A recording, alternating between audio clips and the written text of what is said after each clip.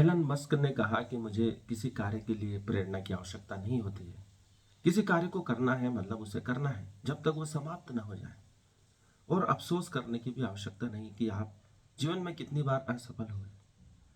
ये आपको आगे बढ़ने से रोक नहीं सकता है। जितनी बार आप असफल होते हैं अर्थात आपका लक्ष्य अभी प्राप्त नहीं हुआ है, आपको लक्ष्य पर निगाह रखनी है।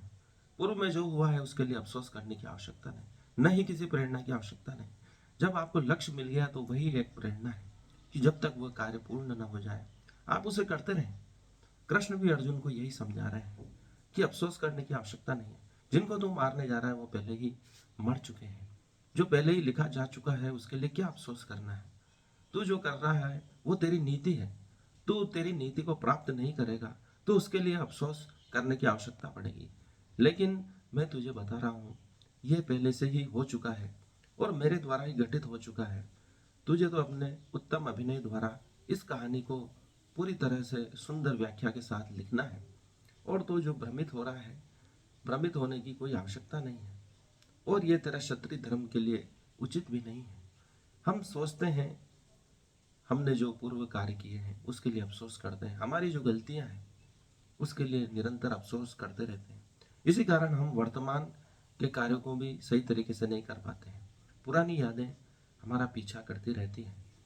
जबकि ध्यान को उपलब्ध व्यक्ति न तो पूर्व कार्यों की सोचता है, न भविष्य में आने वाले कार्यों की या घटनाओं के बारे में विचार करता है।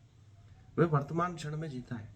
यदि वर्तमान में हम श्रेष्ठ तरीके से जी रहे हैं, हम अभी जिंदा हैं, यही सबसे बड़ी उपलब्धि है। हम जिंदा हैं अर्थात हमने कुछ श्रेष्ठ कार्य किए हैं, इसलिए परमात्मा हमको जीवन दे रहा है। इसलिए पुराने कार्यों का अफसोस न करें, क्योंकि जो भी हो रहा है वो पहले से ही लिखा जा चुका है, तो अफसोस करने की आवश्यकता है नहीं। कृष्ण गीता में यही समझा रहे हैं। इसलिए वर्तमान क्षण में टिके रहें और उसका आनंद लें, क्योंकि अगर आप अभी सुखी हैं तो वही क्षण आगे बढ़ेगा जो आपको भविष्य में सुखी करेगा। लेकिन यदि आप दुखी हैं, पूर्व कार्यों की सोच रहे हैं, तो वर्तमान क्षण को भी ठीक ढंग से नहीं जी पाएंगे। यही हमारी समस्या का कारण है। इसलिए कृष्ण अर्जुन को बार बार समझा रहे हैं कि तुझे अपने पूर्व जन्मों की याद नहीं है, मुझे याद है। और भविष्य में आने वाले जन्मों की भी याद है, क्योंकि वह ध्यान में उपलब्ध व्यक्ति हैं। उन्हें सभी प्रकार के कार्यों की, जन्मों की, देश काल परिस्थिति की उन्हें मालूम है। अर्जुन को अपने न तो पूर्व जन्मों की मालूम है न आने वाले जन्मों की। इसलिए एक ज्ञानी पुरुष जो गुरु के रूप में अर्जुन को समझा रहे हैं उसका यही अर्थ है कि आप वर्तमान क्षण में टिके रहें।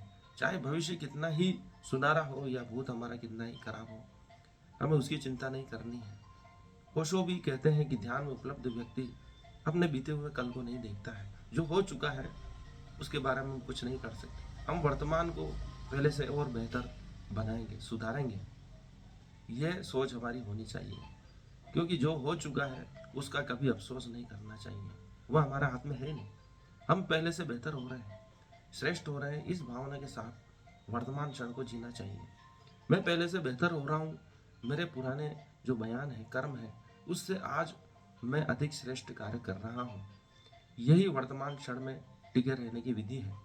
यही अर्जुन को कृष्ण समझा रहे हैं कि वर्तमान में टिके रहो और वह कार्य करो जो तुम्हें बताया जा रहा है, जो तुम्हारी नीति है, जो तुम्हारा स्वधर्म है, तो तुम्हें अफसोस नहीं होगा। उसके लिए दृष्टा भाव अर्थात ध्यानी पुरुष होने की आवश्यकता है। फिर तुम जो कार्य करोगे वो तुम नहीं करोगे, परमात्मा तुमसे करवाएगा। इस कारण अफसोस करने की आवश्यकता भी नहीं रहेगी, क्योंकि तुम्हारे कर्म तुम्हारे द्वारा नहीं हो रहे, परमात्मा के द्वारा हो रहे। यही भाव एलन मस्क प्रकट कर रहा है वर्तमान युग में। उसने जो भी किया उसका कभी अफसोस नहीं है। यही भारतीयों की दुर्दशा का कारण है कि वह जो पुराने घटनाएं हैं उसके बारे में विचार करता रहता है कि मेरे द्वारा ऐसा क्यों हो गया। इस कारण वह अफसोस करते हुए वर्तमान क्षण को भी ठीक ढंग से जी नहीं पाता और वह दुखी रहता है। इसलिए अफसोस न करें और जो कर रहे हैं उसे सर्वश्रेष्ठ करें। आज के लिए इतना ही। इस वीडियो को लाइक करें, चैनल को सब्सक्राइब करें।